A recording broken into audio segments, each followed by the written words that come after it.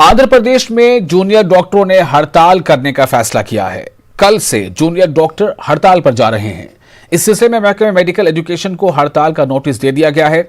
Junior डॉक्टरों के हड़ताल में सीनियर डॉक्टरों ने भी साथ देने का फैसला किया है।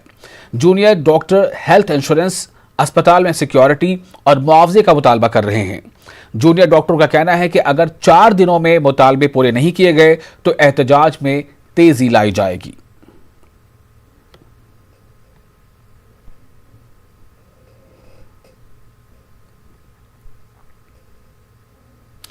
और वहीं अपने को दरपेश मसाइल के हल का मुतालबा करते हुए जूनियर डॉक्टर्स ने करनूल में एहतजाज किया। एहतजाजी डॉक्टर्स ने कहा कि अगर इनके मुतालबात कबूल नहीं किए जाते हैं तो वो हड़ताल शुरू करने वाले हैं। एहतजाजी डॉक्टरों ने कोरोना से मरने वाले डॉक्टर्स को मुआवजा देने का मुतालबा किया है। एहतजाजी जूनियर डॉक्टर्स ने तनख्वाहों में इजाफे का भी मुतालबा किया है। आंध्र प्रदेश में हाउस सर्जन को 19,000 रुपये तनख्वाह दी जा रही है। एहतजाजी डॉक्टर्स ने मसाइल हल न होने की सूरत में 9 जून से हड़ताल करने, 11 जून से इमरजेंसी खिदमात बंद करने और 12 जून से कोरोना के मरीजों का इलाज न करने का ऐलान कर दिया है।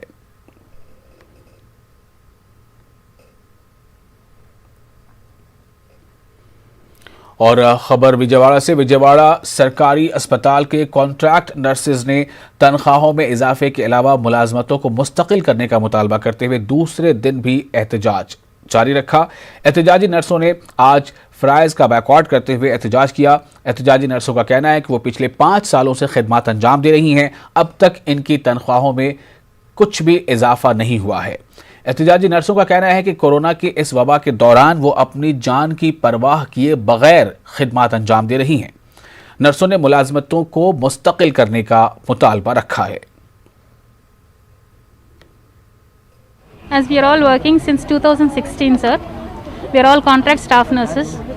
Since 5 years, we are working in this government general hospital. We are recruited as contract staff nurses, and we are just requesting the government to just enhance our salaries and then to regularize our services or jobs. This is just a kind request for the government, sir. We are not disturbing our services at all. Even our co-employees are still working in the wards, but we, irrespective of our timing and duties, we are here to just ask the government. We are just requesting the government to please consider us and then to regularize our jobs and enhance our salaries, please. And we are all working in the COVID wards, COVID duties. And since COVID has been erased, we did not step back, sir. We are frontline workers. Even contract staff nurses, we did not step back, getting afraid of this COVID pandemic. We are there forward. Till if you ask us now also, we are ready to work for the COVID patients. We were nowhere concerned about our health issues. We are not having same pay. And the payment which is given to us is very lesser compared to other staff nurses. The contract staff nurses which are recruited after our recruitment, that is 2020, they are getting 34,000, and it is more than us. So we just little bit just want to request the government to please enhance our salary. और आंध्र प्रदेश में corona की बढ़ती वबा के पेश नज़र CITU दफ्तर में आइसोलेशन सेंटर कायम किया गया है। मुलाजमीन और मजदूर तंजीमों की जानिब से आइसोलेशन सेंटर कायम किए गए हैं ताकि गरीब मरीजों को बेहतर से बेहतर इलाज की सहूलियात फराहम की जा सकें। CITU लीडरों का कहना है कि सरकारी अस्पतालों में बेड्स नहीं हैं। गरीब मरीज निजी दवाखानों में इलाज करवाने से कासिर हैं। इन हालात में गरीब और मजदूर पेशा मरीजों को इलाज फराहम करने के मकसद से आइसोलेशन सेंटर कायम किए गए हैं।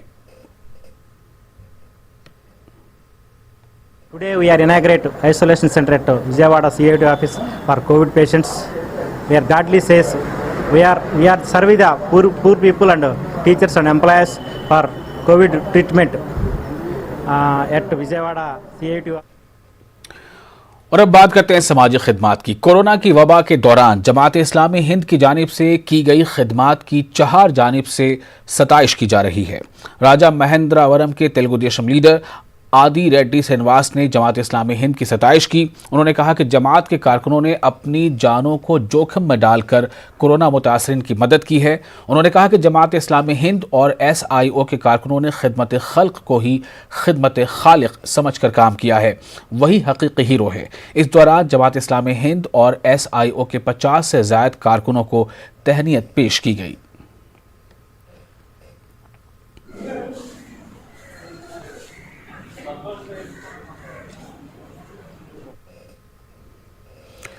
आंध्र प्रदेश के पीसीसी चीफ शैलजा नाथ ने आज करनूल का दौरा किया। इस दौरान उन्होंने मरकज की मोदी हुकूमत पर कोरोना की वबा पर काबू पाने में नाकामी का इल्जाम आयद किया। शैलजा नाथ ने प्राइवेट अस्पतालों को 25% कोटा मुख्तस करने पर तशवीश का इजहार किया है। Honorable Prime Minister Narendra Modi ji, why you are always putting the blame on others? You are always trying. Your failure, I mean your government failure. This is second wave. The deaths, hunger, cries, everything. You are not prepared for the second wave.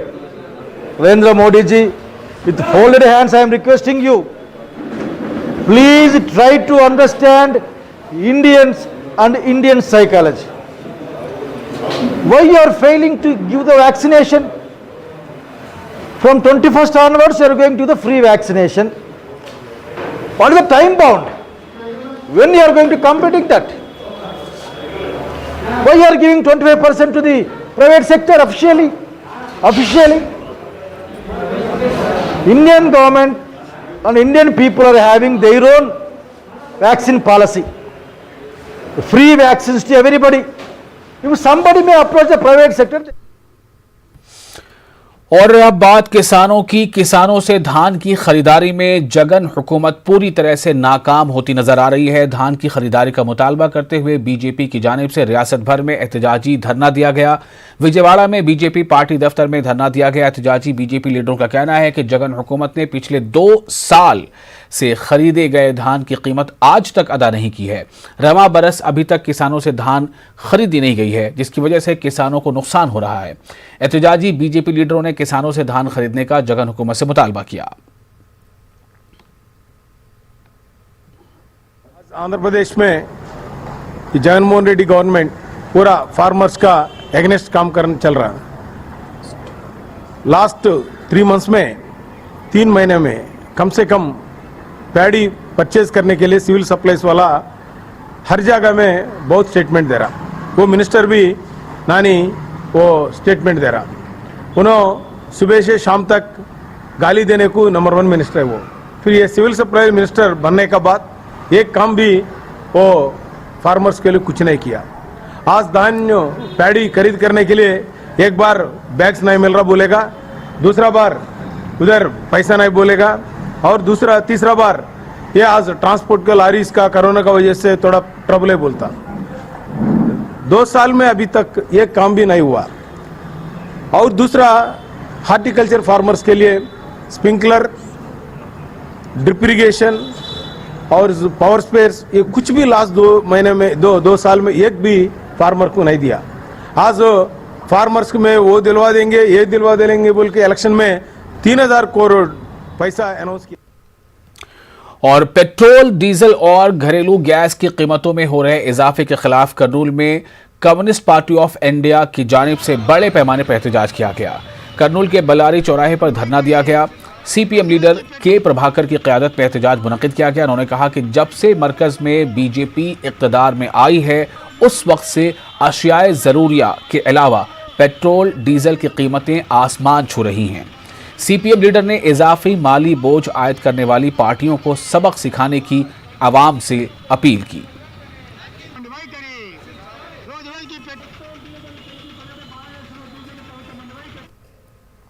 और वहीं करनूल में socialist democratic party of India की जानिब से एक press conference का इनेकाद अमल में लाया गया। इस मौके पर एसडीपीआई के रियासती सेक्रेटरी अब्दुल्ला खान ने मीडिया से बात करते हुए कहा कि पेट्रोल और डीजल की कीमतों में दिन ब दिन इजाफा होता जा रहा है। रियासत आंध्र प्रदेश में और ज़िला करनूल में पेट्रोल की जो कीमत है वो 101 रुपये फी लीटर तक पहुंच गई है। उन्होंने डीजल और पेट्रोल को जीएसटी के दायरे कार में लाने का मार्केट से मुतालबा किया है। इस मौके पर शेख जहांगीर चांद बादशाह भी वहां मौजूद थे। माह से ये आंध्र प्रदेश की हिस्ट्री रही, अब तक ऐसा नहीं हुआ था। पेट्रोल और डीजल की कीमतों में इजाफा एक माह में 21 मरतबा पेट्रोल डीजल पर रेट बढ़कर आज पेट्रोल की कीमत सेंचुरी क्रॉस हो गई है। 100 रुपीज़ से ज़्यादा पेट्रोल और डीजल पर प्राइस बढ़ चुका है। गुज़िश्ता गवर्नमेंट में आंध्र प्रदेश में हमारे सीएम जगन मोहन रेड्डी साहब अपोजिशन लीडर थे वक्त जिस तरह एक स्ट्रांग मैसेज दिए थे पेट्रोल और डीजल को कम करने की, असेंबली में आप खड़े होकर जो बोले थे, आज आपके हाथ में इख्तिदार है, स्टेट टैक्सेस पूरे कंट्रोल करना आपके हाथ में है। हम आपसे डिमांड करते हैं कि ये पेट्रोल और डीजल के प्राइसेस को कंट्रोल करें और आम जनरल, एक कॉमन मैन के पॉकेट पर जो बर्डन पड़ रहा है उसे आप सोचकर कम करने की कोशिश करें, क्योंकि पेट्रोल डीजल अगर महंगा हो गया तो उसका असर पूरे टोटल एसेंशियल कमोडिटीज। और करनूल शहर में पीने के पानी के मसाइल अब खत्म होने वाले हैं, ऐसी बातें की जा रही हैं। दरअसल मौसम गर्मा में पीने के पानी के मसाइल को देखते हुए जगन हुकूमत ने 82 करोड़ रुपए मंजूर किए हैं, जिसके जरिए सिंध के सौरा प्रोजेक्ट से पाइपलाइन के जरिए करनूल शहर को पीने का पानी सप्लाई किया जाएगा। करनूल मेयर और म्यूनिसिपल कमिश्नर ने प्रेस कॉन्फ्रेंस के दौरान ये बात कही। इसके अलावा शहर के दीगर मसाइल पर भी तबादला ख्याल किया गया।